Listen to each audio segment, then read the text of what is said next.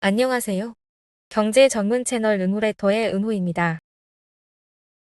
금요일 미국 증시는 4월 고용지표 호조와 미중 무역 갈등 완화 기대감에 힘입어 2주 연속 상승세를 기록했습니다. 스포티파이가 미국 내 iOS 앱 업데이트에서 외부 결제 링크와 가격 정보를 표시할 수 있게 됐습니다. 우버가 중국의 자율주행 스타트업 모멘타와 협력해 유럽에서 로보택시 서비스를 출시합니다. 중국이 트럼프 행정부의 대중 보유 관세에 대응하기 위해 펜타닐 문제 해결을 협상카드로 고려하고 있습니다. 엔비디아가 다시 중국 시장을 겨냥한 맞춤형 AI 칩 개발에 나섰습니다. 아마존 창업자 제프 베조스가 2026년 5월까지 최대 2,500만 주, 약 48억 달러어치의 아마존 주식을 매도할 계획을 밝히며 시장의 관심을 끌고 있습니다. 애플이 AI 스타트업 엔스로픽과 협력해 AI로 코드 작성과 테스트를 자동화하는 바이브 코딩 플랫폼을 개발하고 있습니다. 넷플릭스 주가가 사상 최장인 11일 연속 상승세를 이어가며 사상 최고가를 경신하고 있습니다. 자세하게 하나씩 살펴볼까요? 금요일 미국 증시는 4월 고용지표 호조와 미중 무역 갈등 완화 기대감에 힘입어 2주 연속 상승세를 기록했습니다.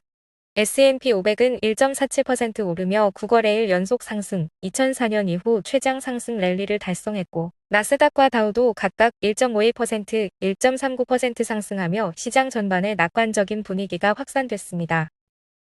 4월 비농업 부문 고용이 17.7만 명 증가해 시장 예상치 13.3만 명을 상회하면서 경기 둔화 우려를 완화했습니다.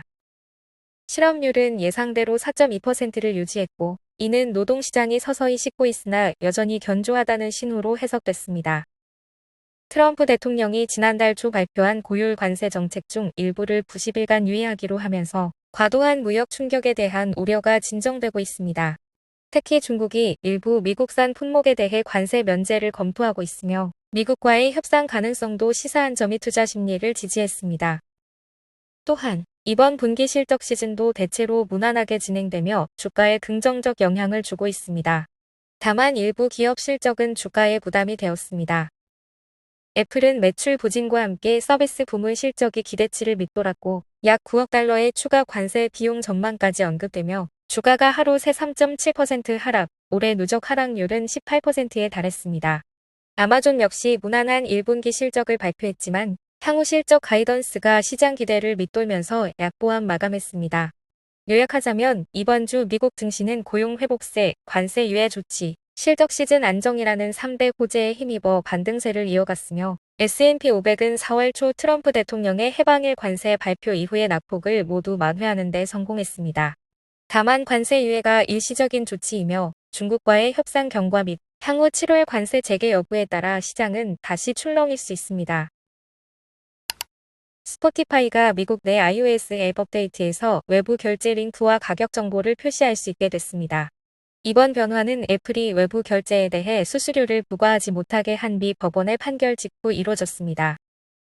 스포티파이는 10년 만의 전환점이라며 미국 소비자에게 더 많은 정보와 선택지를 제공할 수 있게 됐다고 밝혔습니다. 이로 인해 스포티파이 주가는 장중 6% 이상 급등했으며 분석가들은 애플 뮤직과의 가격 경쟁에서 유리해질 것으로 보고 있습니다. 애플은 법원 결정에 동의하지 않으며 항소할 예정이지만 명령에는 일단 따르겠다고 밝혔습니다.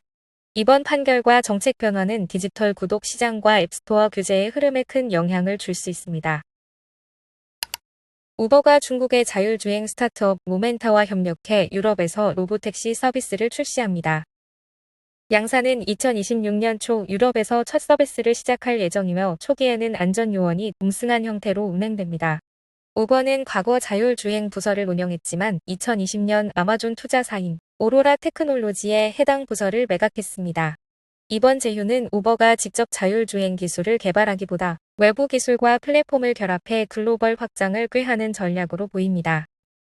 모멘타는 중국 내도시에서 자율주행 테스트와 양산형 보조주행 시스템, 완전 자율주행까지 개발해온 경험이 있는 기업입니다. 우버는 이미 미국 내에서 모셔널 웨이모와도 협력했지만 이번 파트너십은 미국, 중국 외 지역에서의 첫 본격적인 자율주행 확장 시도로 주목받고 있습니다. 급변하는 로보택시 시장에서 우버가 어떤 경쟁력을 확보할 수 있을지 주목됩니다.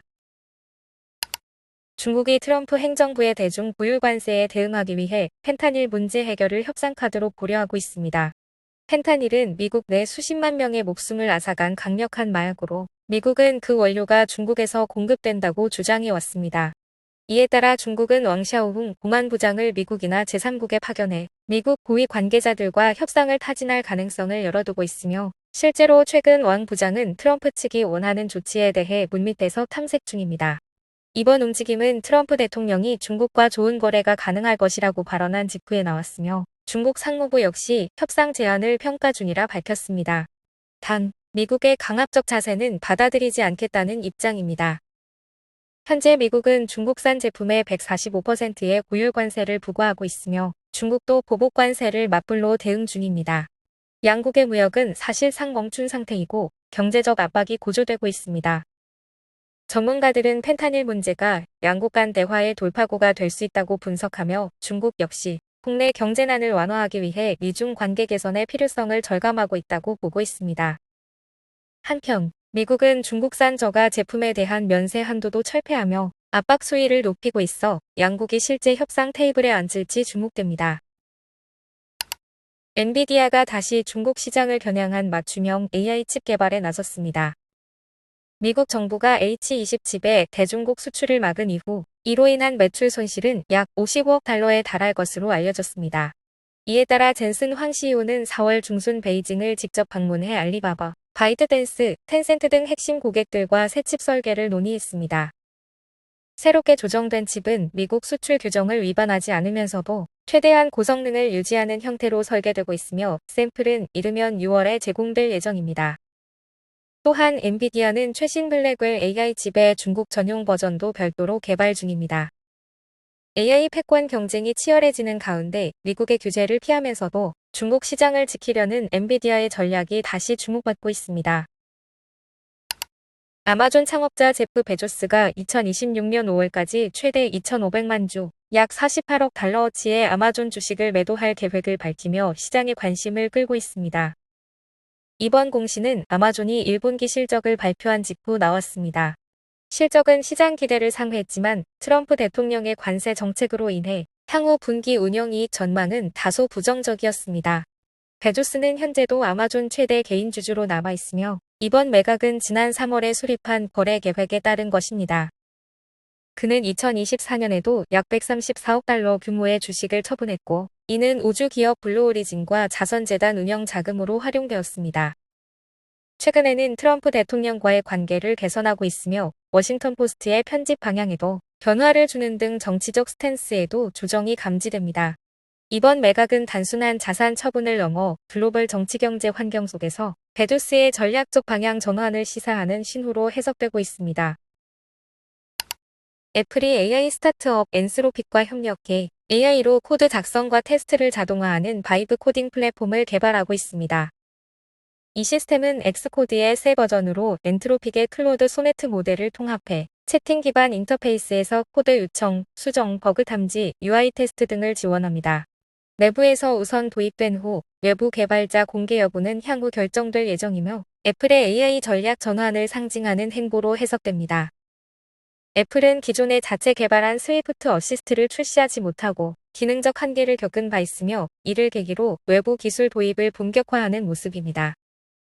애플은 시리의 오픈AI 챗GPT를 연동했고 앞으로 구글의 제미나이 도입도 검토 중입니다. AI 주도권 경쟁에서 다소 늦었다는 평가를 받는 애플은 이번 프로젝트를 포함해 내부 AI 개발 구조를 재편하고 있으며 6월 WWDC에서 관련 내용이 발표될 가능성이 높습니다. 넷플릭스 주가가 사상 최장인 11일 연속 상승세를 이어가며 사상 최고가를 경신하고 있습니다. 2025년 1분기 실적 발표 이후 랠리에 불을 붙였는데요. 매출은 전년 대비 13% 증가하며 구독과 광고 부문에서 모두 기대치를 상회했습니다. 트럼프 대통령의 2기 취임 이후 100일 동안 넷플릭스 주가는 무려 30% 넘게 올랐고 이는 기존 미디어 기업들과는 상반된 흐름입니다. 디즈니와 워너브라더스가 무역 정책과 소비 위축 우려로 주가가 10% 이상 하락한 반면 넷플릭스는 경기 둔화 속에서도 구독 취소 없이 견고한 수요를 유지하고 있습니다. 표면적으로는 가격 인상을 단행했지만 광고 기반 요금제와 오리지널 콘텐츠 덕분에 고객들은 여전히 넷플릭스를 가치 있는 서비스로 여기고 있는 것입니다. 넷플릭스는 현재 연간 매출을 435억에서 445억 달러로 전망하고 있으며 투자자들은 5월 광고업계 행사인 어프론트에서 추가 호재가 나올 것으로 기대하고 있습니다.